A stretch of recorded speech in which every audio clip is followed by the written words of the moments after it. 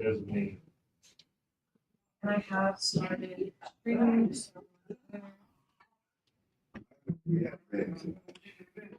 I will second.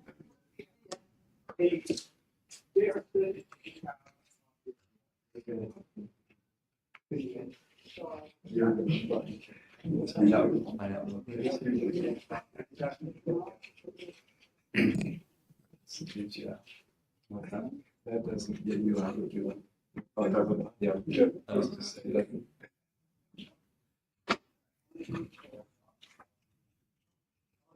We're expecting any other. I think this is probably gonna be a stop.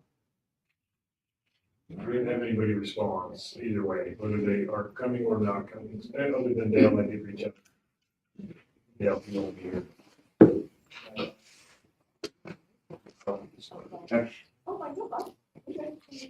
We'll call this meeting to order. I don't know, this is the regularly scheduled meeting of the Planning and Zoning Board for Roosevelt Utah. Roll call, Lynn, Here. Josh, Keith, Here. John, here. And Brent's here. The next item of business is approval of the minutes. Everyone have a chance to look over those minutes? I didn't see any problem. I didn't see, I don't either. You move a motion to approval, I'll second it. I'll move that. We've got a motion to approve the minutes and a second by John and then a second by Lynn. All those in favor of approval, say aye. Aye. Any noes? Motion passes unanimously. All right. Next item of business is a public hearing. So we are now in a public hearing. So let me give a little explanation, and you can move into the public hearing. We'll have to do that by roll call. This is a zone change request. Just that one, that'll work. So I believe you received that in your packets. This is a unique situation where it has been zoned commercial. Years ago, they went through and made a swath from about 200 north to 300 north and deemed that commercial. Mr. Dieter has had a manufactured home that has been on this parcel and recently been moved, which has changed the land use. Now it is for sale, and the way that the ordinance reads is it cannot be utilized residential once the land use changes. It's grandfathered, everything is grandfathered that's existing. And now that the land use has changed by the mobile home, manufactured home, being moved off that parcel, it's gonna be hard to sell the property as he's experienced. So the request has come that we rezone this parcel and the parcel to the north, which is, remind me your name. David Amos. David Amos, okay, sorry. Mr. Amos's property as well, which would be in continuation to our R16 zone, which would not be creating an island. And that is what we're looking at doing tonight, so. Do we have questions before the public hearing? No, in the public hearing, I do believe you'll need to do it by roll My call motion. and motion. To go into the public hearing by motion. Yes. I move we go into the public hearing.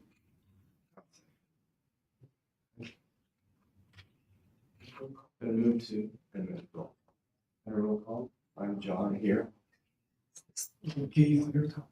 Then you're, Lynn here. So we're now in public hearing. And then you can just ask if members of the public would like to make a comment on where. Would any of the public like to make a comment on this action? Either for or against? Can I be a public and a board member? Yes. Yes. This is a straightforward item to me. They just lived a half a block from me all my married life, and it's not a complicated matter. It just needs to be set so that Mr. Dieter can sell his property. It's been lived on, and it's never going to be changed to be commercial.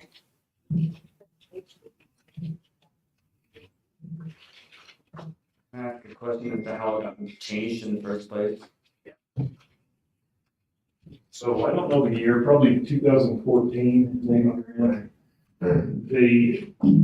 And I can see the point, they were trying to grow their commercial district and protect that commercial area. But the swath took a little bit more property than probably within the time frame they were going. If you have the GIS there, Zoning or just GIS? just that one there. Okay, so, yeah, just a little bit. So basically, they took from 200 north to 300 north, clear to the Ballard and county line, across the whole area. And this is an area that potentially, Grant and I spoke about this yesterday, going to the alleyway, which would be 250 north, may make more sense and protect that area for future commercial, and the residential being from 250 to 300 north. Maybe entertain changing that back at some point to protect the residential. Because it wasn't quite a wide swath. And part of the reason Drew and I were thinking that it may make more sense if the commercial just went to the alley. Then if somebody wanted to come in and change something north of the alley to commercial, they could come in and do that on a parcel by parcel basis, rather than being in a situation where we are right now, where it's always been used as residential, and now people are having to come back in to have it changed to reflect what the actual use is. But Drew's right on what created this situation. Just when the commercial zone was created, it went to here instead of there. If you look at it, goes across. Was it McDonald's? I Yes. think that Drew and I were looking at is the only one that looks like it extends north of the alley right now. And the Catholic Church Park would be the only. Yeah, but even for the property the Catholic Church owns, there is that parking lot, but then there are still residences going down too. Yeah. It's commercial. That would have been long before this. Yeah, and it's been grandfathered in as the R16 actually, where the funeral home is, so. But it has been grandfathered in. So that's something that definitely could be entertained. Would you like a motion for us to change that to 250? We'll have to do the process, but it would instigate us putting it on the next meeting of the public hearing. We will have to send out a notice to all individuals and have a public meeting for all of the involved. Yeah. Was it changed to commercial, public? Yes, yeah. It was- Yes, Any zoning map. and they were notified as well. But Yeah, I was here. But I just didn't realize, it's residential and commercial. I figured as long as it was there, it would be residential. it may, if we have a motion tonight to start that process, depending on how we need to notify all individuals, we'd like to notify them all. It may take It will take me a little while because I have to notify everyone within the proposed zoning area as well as within 300 feet outside of it. So it may be something that if they motion to do at this meeting, I may be able to get it done in time for the next planning and zoning meeting, or it may need to be held to the following meeting. January, but at least it would get the ball rolling for us as staff to. And if I just say one other thing, in pointing that out, it's not necessarily a problem from my perspective, or I think from staff's at all. It does create a situation where occasionally somebody may come in asking to change it back to residential. But it's up to you guys and just how strongly you feel about it. To my knowledge, this is the first issue that's arisen since 2014, and I wouldn't anticipate a lot of issues coming up. in the future. I think we ought to just let it be. Case by case as they come in. If it's because of matters, it'd be case by case. If it goes, starts to be rampant, then.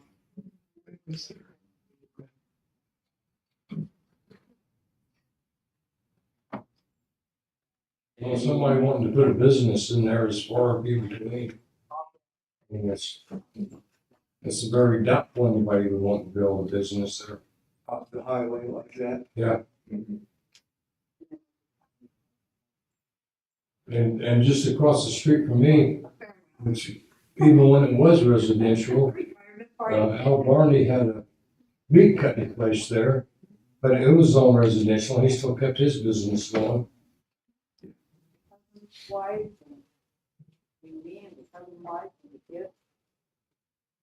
Any other comment from the public? So if there's no comment from the public, usually what the mayor does is he entertains a motion to return to regular session. There's a motion to return to regular session and we can move on and address it as an action item.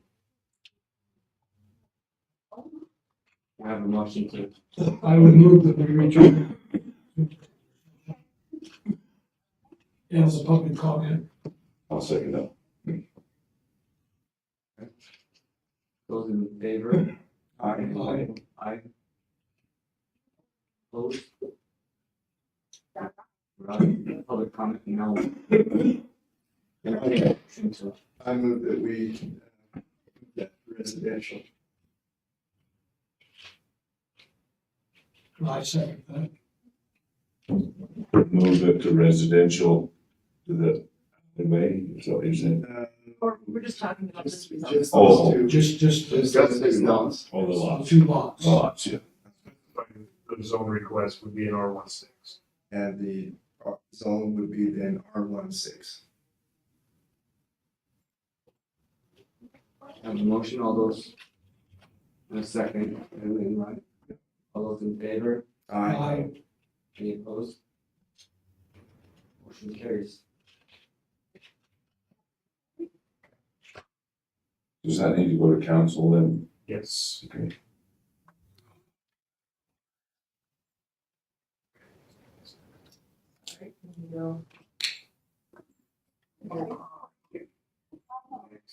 So I do have a couple of questions, if somebody can answer it. What's that gonna do for my taxes, because they're going up like crazy? If you find out, let me know.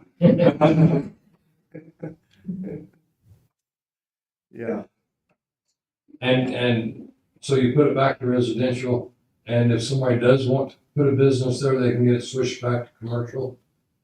they'd have to come here. Yeah.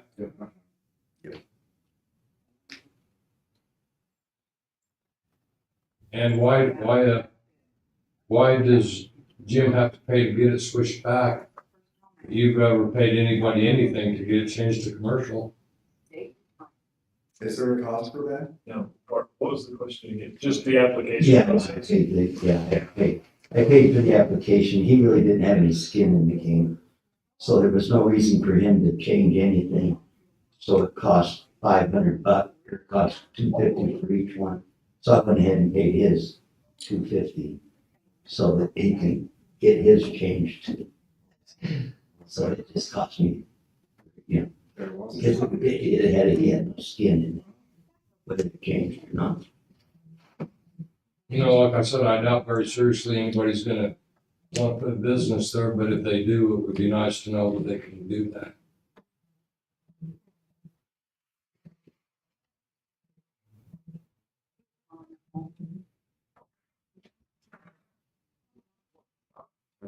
All right, next item, Okay, business. so we're on to our animal overlay discussion. Sorry about that. So planning and zoning originally had denied the request for the animal overlayment. City council has requested a little bit more information as to the reasons why. Chairman Trice attended the meeting and we explained to them some of the reasons why it was denied, but they just would like to elaborate just a little bit more on the reasonings. They did also ask staff to come up with how many parcels were 1 acre or more that could be affected by this. And Sunshine has done a tremendous job in preparing this information. I'll hand this out to you and give you a little.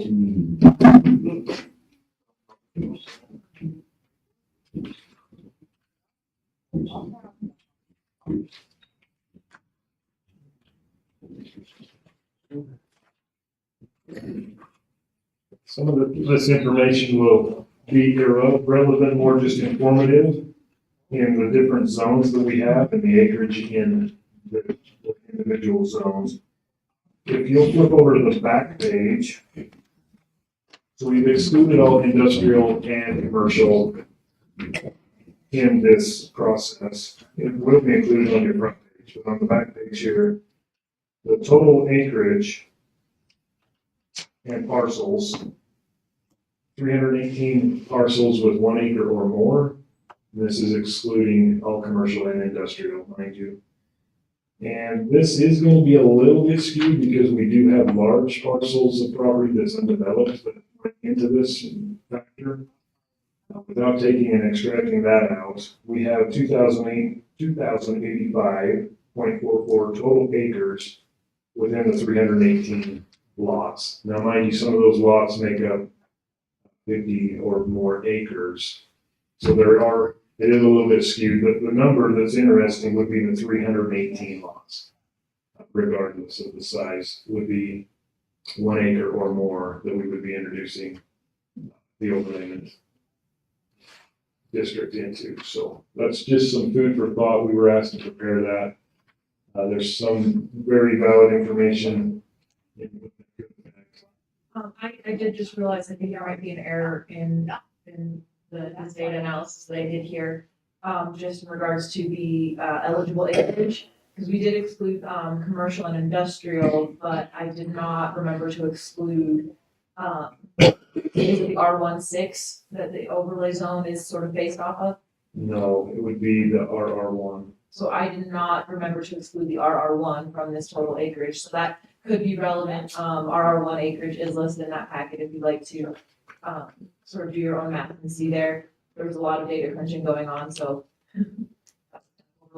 That would be 571 acres with 77 lots. So this number here, less that 571, is really the acreage that be potentially eligible for a change if that overlay zone. so just over 2,100 acres. Yeah, so it does change a little bit. So just review again in our mind what the change would be.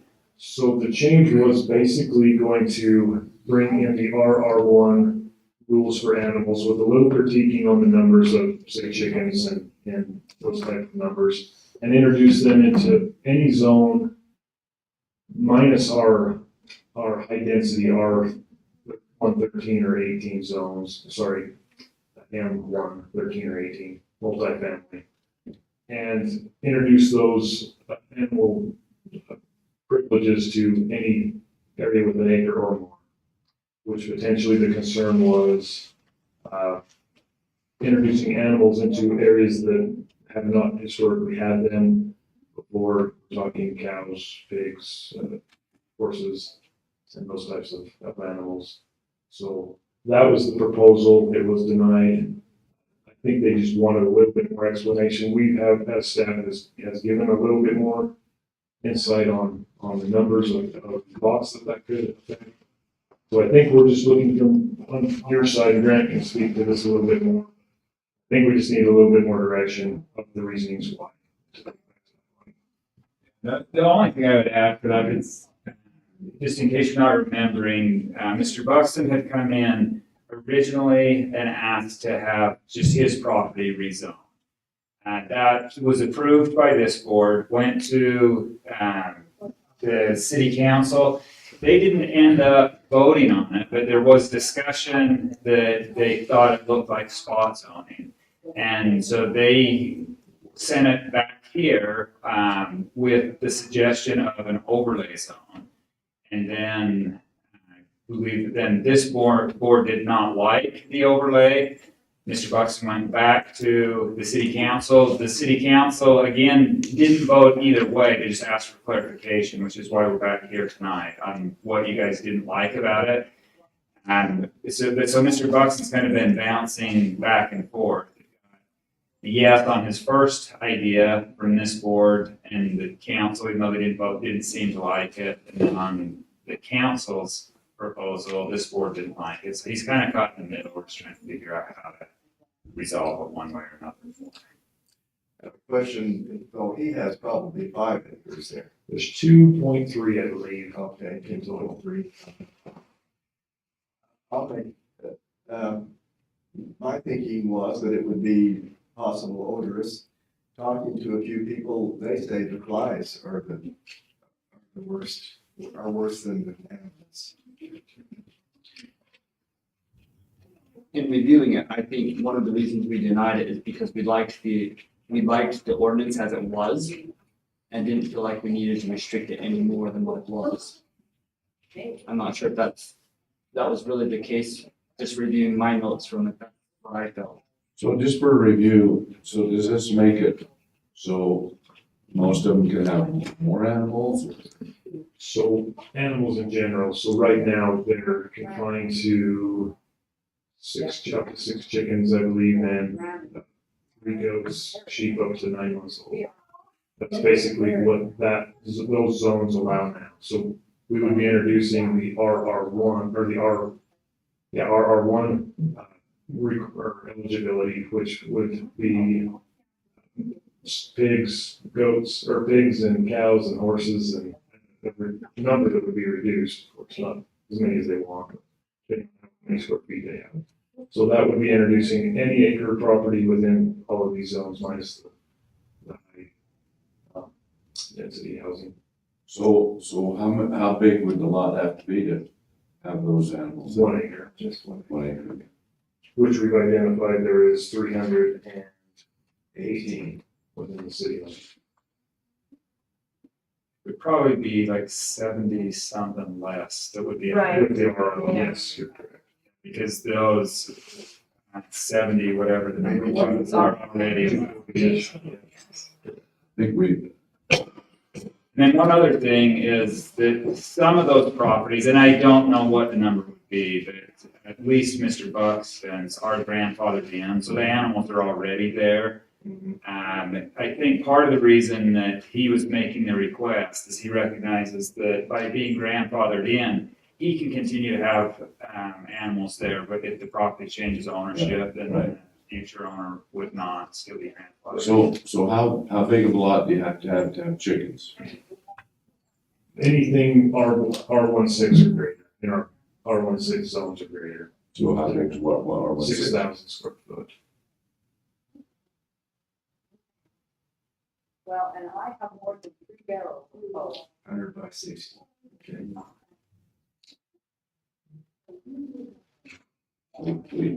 I have neighbors who think maybe we ought to have some restrictions on dogs. And we do. If you have up to 3. Oh, that's a lot. Some of them have, one of them has chickens and the neighbor's dogs, they don't keep chickens very long because the neighbor's dogs.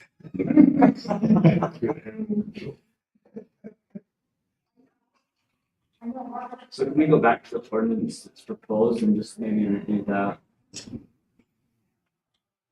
I'll go to the first page and just tell me what you'd like me to do here. And again, I think they were, The .031, I guess, is what, if they want to change it.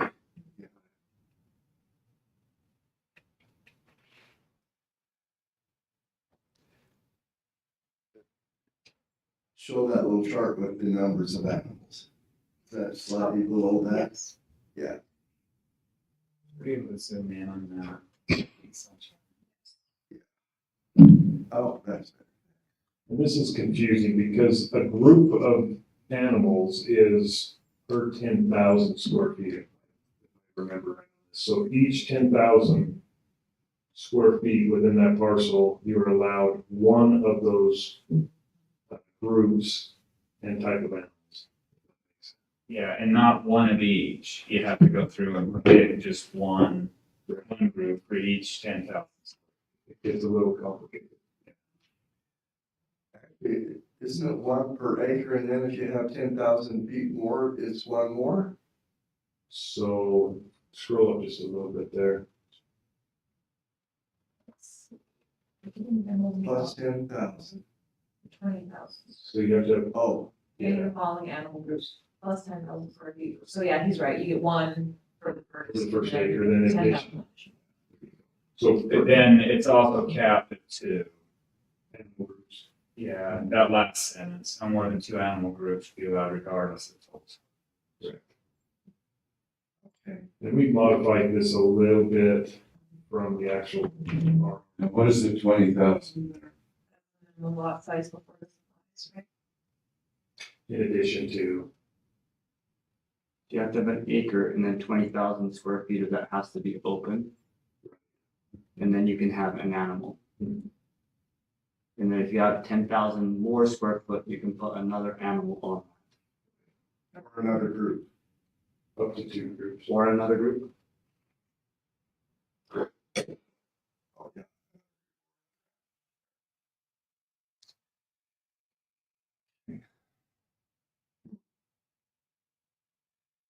Other than Mr. Buxton, has there been lots of other interest? No, and I believe the zone change request was, like Brandon explained, that's why we come back to this overlay map, was the zone change request, which was never officially voted on in city council. Just with the possibility of coming up with an overlay, and but once again, circling back around, they were just wanting to have some reasons, more defined reasons why this body felt so. Yeah, I didn't get the impression at all that they are questioning the decision that you guys made. In fact, exactly the opposite. They were wanting to go along with your decision, but felt like they needed a better understanding of what it was to support it in their meeting. It might be helpful to you guys for us to provide some information going the other direction, because it's kind of awkward going back and forth between 2 boards. But one of the reasons that they said that they liked the idea of an overlay zone more than the original zone change is that they thought over time that there will naturally be fewer and fewer of these large properties that would qualify. They wanted people like Mr. Buxton to be able to have the animal rights and to be able to pass that on to future owners. But since it would narrow over time as properties are more likely to be subdivided and more residence is built in these areas, then the opposite, because the way it's written, it's possible that somebody could buy a large area, take out some of the houses and have animals there. It just doesn't seem like financially that makes any sense. If somebody wants a farm, usually they're gonna go where there's cheaper land, more open area. And so the council saw this as a good way to accomplish what Mr. Buxton wanted without having significant impact, where it would kind of time out the life of this ordinance. But the concerns that you guys brought up, I think, are what they're wanting to hear, where the reasons for denying it is that people had complained about the flies, they were concerned about the odor, and those are valid concerns, and that's exactly what the council is wanting us to come back and the information they want us to gather and take back to them to help them in their decision. Now, from the minutes of that meeting, I know that Mr. Tribe had some reasons. Yes. And I probably shouldn't restate them for him, but they're on record. Yes. Okay. Along with Mr. Snoop had some Right. items as well. On this, scroll back up just a little bit right there. When it says an area of not less than 20,000 square feet. So if you've got that's total pasture area? That would exclude the building on a lot? It would have to be in addition to the footprint.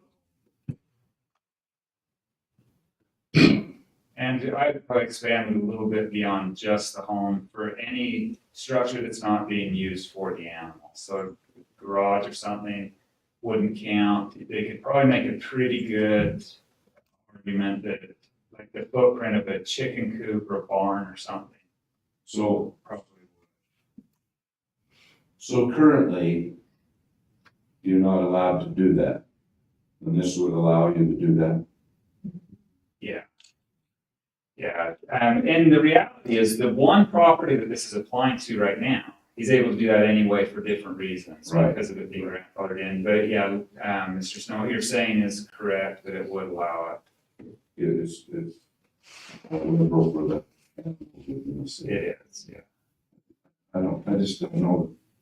I feel like we need that in the city.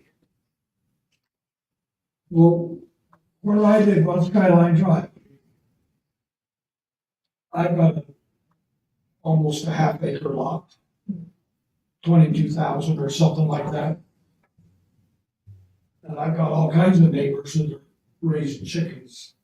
I mean, is that, are they in violation of some code? So they can have up to 6 chickens in, I believe that would be an R110 on Skyline Drive, so they can have up to 6 chickens.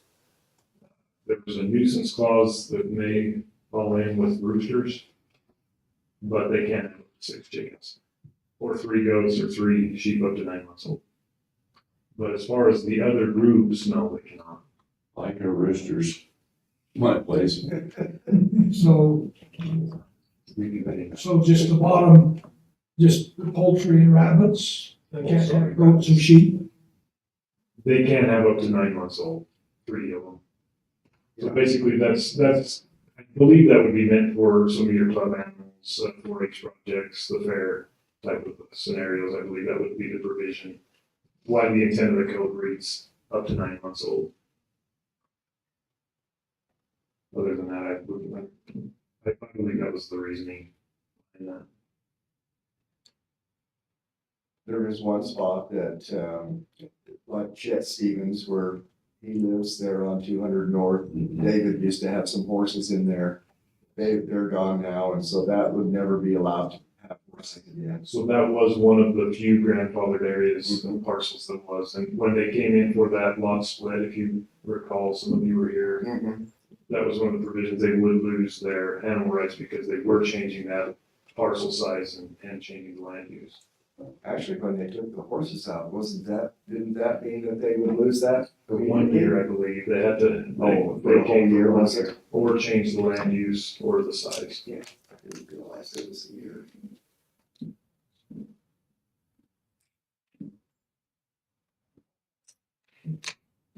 Okay, that's our thinking still. All right, I think we've got enough information we can bring back and get to council. Thank you. I guess they can always override the planning and zoning, like if they really did. Correct, but I don't think that is their intent, and Grant can speak as well to this. I believe they want to be in harmony with the zoning body, just want a little bit more clarification, and they're not opposed, I don't believe. Where they hadn't voted, we don't know for sure what they'll do. They just asked us to get some clarification. But my impression at the last council meeting is that they were being pretty careful to not just override your decision without being sure that they completely understood the reasoning that you guys would take into consideration. Sure. Okay. Some direction. We don't need a motion or anything, just a No, discussion. just information. Very good. The agenda, code revision review and recommendations, next on our agenda. Okay, so in the email that Sunshine had sent out, we have pretty rigorous schedule the next several months, trying to get our code finalized and updated by February or March. I think it's February is the timeline. There has been some new legislation come down that we have to update our Title 16 for subdivisions on how we need to follow the process, I guess, to be in compliance, what they need to submit, what we bring to the body of the planning and zoning and to city council. So we've employed rural community consultants to update that portion of it. But we are to the point now where we've revised a lot of the areas and updated what we do have. And now we're ready to bring it to you guys for final review and then the city council for adoption. So this is gonna be the first of a few visuals of titles 15 and 16 for this body. If you haven't had a chance, hopefully you have had a chance to read this because we need your comments. If there's any revisions or anything that you would like to add or take away, this is the time I guess we need to discuss that. Has everybody had an opportunity to read the titles that were sent to you? Well, not deeply, because I don't know how. Last time, Yeah. I did not read it, I gotta admit, Okay. there were several pages. So would it benefit to have a additional work session just for this, outside of this meeting, do you feel, or how would you best want to move forward? It's gonna be a couple of titles. That person. I had two. I think we need that. For this body, it won't be too strenuous. You only have basically 15 and 16, I believe, is gonna have to come through planning and zoning. The rest will be a city council body for the rest of the titles. If we, 17, it's just 15 and 16. not 17.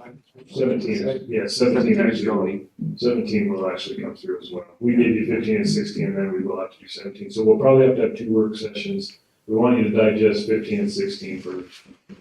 And, what nights work for you guys? If we can get it done in, let's say, the next couple of weeks, just to stay on task. Because the next meeting, you'll have 17 to digest.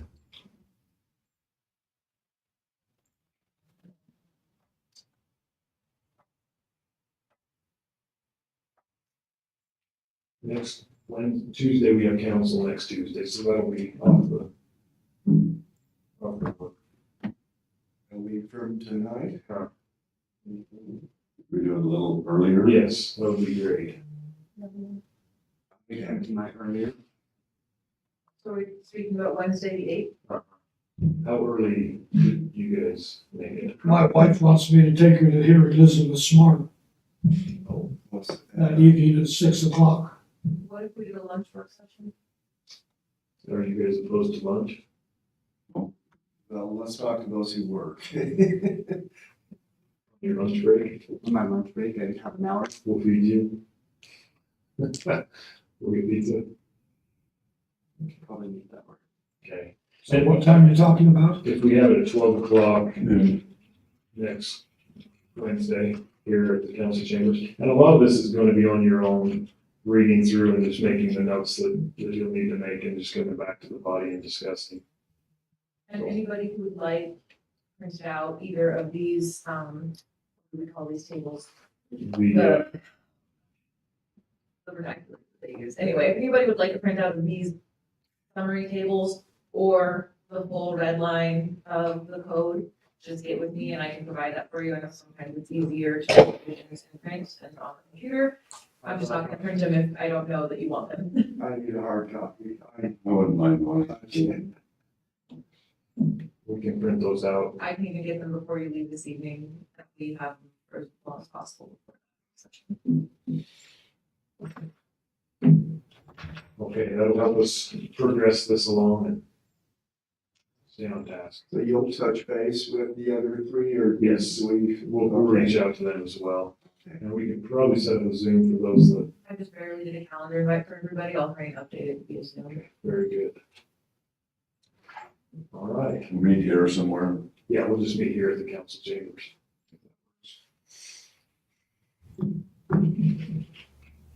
For an hour and a half? I think we can maintain an hour. Let's shoot for an hour. Brent's gotta get back to work. So you all should have just gotten a calendar invite with the Zoom links.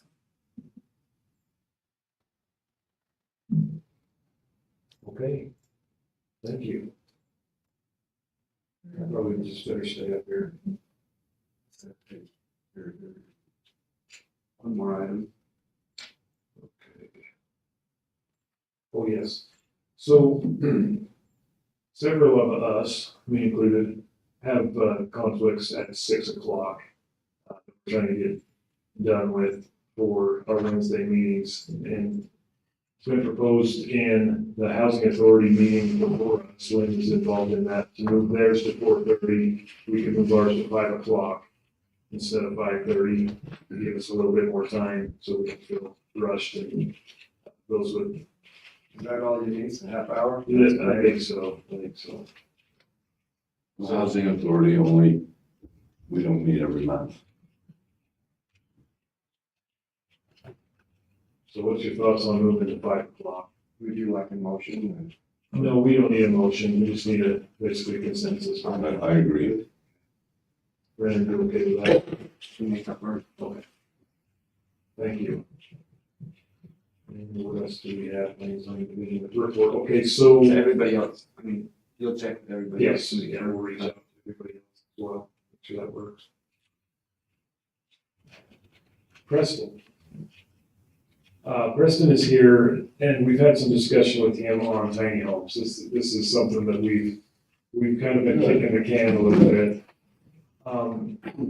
He's had some interest, and who's the gentleman you're working with again, a partner? Brian Paris, Brian Ferris. and a couple other. So what we're looking at now, in the 2021 code that Utah has finally adopted, the building code that is, in the appendices, they finally have covered tiny homes, but it's not adopted yet. But it is in the appendices, and traditionally it rolls into the adopted version of the IRC once it makes the appendices. It does give some provisions and less restrictive building standards because of the size of the home, as far as stairways and slope of stairs and handrails and square footage and whatnot. So we do have a little bit of guidance as far as the building code. This body, we've been talking for a long time as far as what do we want to see with the tiny homes? Where do we want to see them introduced into the city? And so forth. Vernal City has adopted a tiny home ordinance, and I've reached out to Matt Tate with Vernal City. He is going, I haven't got it yet, he's gonna send me over basically what they have, and talking with Preston's partner as well, with his experience of areas that this would work and some areas that it won't. So I'm bringing this to you just to bring it to the surface again, to be thinking about areas and what you as a planning and zoning body would like to see, where you'd like these to be, where you don't want them to be, what your thoughts are. Of course, this is just the start of a process. That public hearing. That's the data that we previously collected, that if it helps, I'm happy to scroll through. Yeah, so we did put out a survey, yeah, that's been a while ago. Yeah, I don't know where's the date on here, but it's been a while. In the spring? No, this has been a year ago. I think. It's probably been a while. Let's see. Oh, yeah, this is just the data that I pulled from our survey site. I don't know when the data was collected off the top of my head. And how many participants did we have again, Sunshine? I can't read. 27 or 32. 133. Okay. Yeah. What was their general answer? So this breaks down, for instance, question one, where this was less by zones and more overall. So you see strongly against, strongly for, in a vacant lot, permitted in all residents, only permitted in their own zone. Can you zoom in on that, just that portion of it? So. This was a questionnaire, you say, Mhm. or Survey that we sent. everybody? Oh, Well, we only had 127 participants. So it was, apparently so much and discarded it. I Well, think it was just on our website, right? It was on our website, it was on Oh. social media, and I believe that we also included a note about it in our utility bill. so is that permitted in all zones? So permitted in all residential zones here, this would be the strongly greens coded for strongly, in agreement with that, and so we're looking at what, 32% probably of respondents from favor. What, Surprises me. yeah, here, these are great. Residents, so permitted in all residential Sorry. zones. People don't want them. Okay. Strongly against, okay.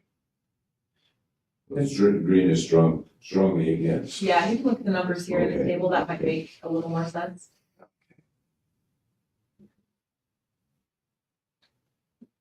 So we do have some areas within all the zones that are too small as far as the square footage of the lot to actually build a home. Some of these areas could potentially be a candidate for a spot zone, if you will, for tiny homes. But overall, I think we just need to decide what zone do we want to allow these in and which areas of town we don't. And do we want to create a zone, just an overlay zone, I guess we could call it, for tiny homes? Some things to think about. We don't need to make decisions tonight, but we will be actively pursuing other communities and bringing some information back to you. Yes. I think that would be a good start. So I'll do some homework for next meeting and have some data for you. Can we ask the developer where he pictures tiny homes? Where do you picture tiny homes going? First, I'll speak to it. I'm a therapist by trade. I'm more of the contact in Roosevelt for the developer. And so I can speak to this. Are you asking like where we're looking specifically? Well, we actually want to be patient with Roosevelt City. We don't want to push and say, we really want to put one here. We know that this is a ongoing process. What you guys are learning about with tiny homes, how it goes. We've proposed the idea of maybe looking at some of these properties where it can't fit a traditional home, but might be a good place to test out a tiny home and be a place where we can see what were the pros and cons of this home going there. What did we like about it in this zone? Was it, work? We were kind of leaning that direction to help you guys start with what do we like with tiny homes, where do we put it, how is this going to function? Because this is all new and new for many communities. Proposing this, me personally, why I'm invested in this is being a therapist. I work with a lot of population who meet that criteria of the in-between of can't afford a traditional home, but I want to get out of an apartment. I want to get out of living where I'm currently at. And so tiny homes fits that bill, kind of that in between where it's affordable housing, but they feel more independence and can find something in that way. So that's where my investment is as why I've been interested with these developers and wanting to promote this, because I see in Roosevelt where we have a lot of diverse areas in our population where we could fit this, but we need to see how this will fit in Roosevelt, because we don't want to see this going in a way where tiny homes are implemented, but you're getting something that you don't want. Well, I have a question about tiny homes. I watch all this stuff on TV and they build them on wheels. Is that part of what we're talking about? They're portable? So no, these would not be portable. At that point, These it would would be be built on a foundation and yes. Permanent dwellings. They would be considered an RV if they do have wheels, and they would not qualify for this. The other concern I know that we've voiced in the past is the fact that these could turn into Airbnb type situations where, the residents are not as permanent. And that could be part of the policy on a tiny home in certain areas. And Airbnb, that's a whole other topic that we're going to tackle here soon. But I agree, Commissioner Bagley, I think that would be some of the language that we work with our attorney as well on. If we don't want to see in some of these areas, then let's roll that into the ordinance for that. I mean, how would you regulate that along with the idea of the townhomes? They wanted them to be permanent users, but a lot of those have turned into rentals. How do you prevent that from happening as well? I think it all just comes back to what we have in our ordinance and enforcement. Okay, any other questions on that? It'll be ongoing, obviously. I'll get some data for you for next meeting and we'll start tackling that. We'll try to be available if you guys have any questions. We want to be a part of this process with you as well. We would like to see these come in, but done in the right way. Absolutely. If there are some sections of another community could you kind of let us know where? And I know so many of us run in and out of Salt Lake too often, and I'd like to see, I don't know. Yeah, we can get that information, I'm sure. And the developers have some that they've put in Idaho as well. I could have them send some of that information and data, what they've learned from that as well. We could rent a bus and everybody just. Yeah. It's by the Snake River too, so That might be yours.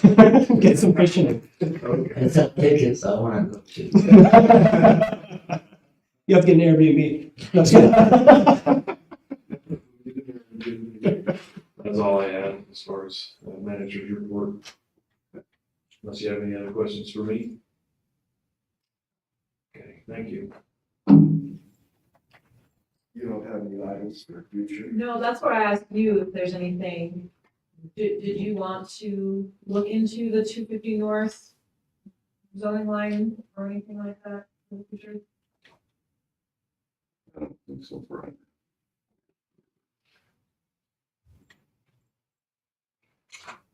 Okay, if nothing else for this body, entertain a motion to adjourn. I move that we adjourn. I'll second it. Could I ask a couple of quick questions? All right, this rezoning for me and Jim's land has been approved to be residential. Yes. And how long does he have to wait before he can sell his as residential? We have a meeting next Tuesday. Tuesday. So after Tuesday, if it is approved through that body, then it'll be good to go. And we'll be notified if it goes through? Yes. We're required to publish. Okay. That or go up to meeting. Yeah, I got I one, appreciate your concern, I do. I got one more question real quick. This don't have anything to do with anything, but that place where Nilton's burnt down looks like nothing but an accident had happened. Is he gonna make them clean that mess up? I can speak to that real quick. So we are, Speak loud. good question. So when you're dealing with insurance companies, sometimes it gets complicated. They've been dealing with an insurance company that's wanting some special provisions for the footings and things to be salvaged if possible. So as of last week, they have got the approval to contract with employ a contractor to do the cleanup, starting hopefully in the next 7 to 10 days, 1st of November. Okay. Did they finally decide with Harley then? No, Didn't they? he wasn't willing to go through the work, and No, he wasn't. so there's 2 parcels of property there, though, 2 owners. Kim will be doing the Richmond property, it sounds like, but Markson will be it. Thank you. Yeah. I vote yes, I'm in Germany. Okay. We'll change that to 6. All those in favor of adjournment? Aye. Okay. Thank you.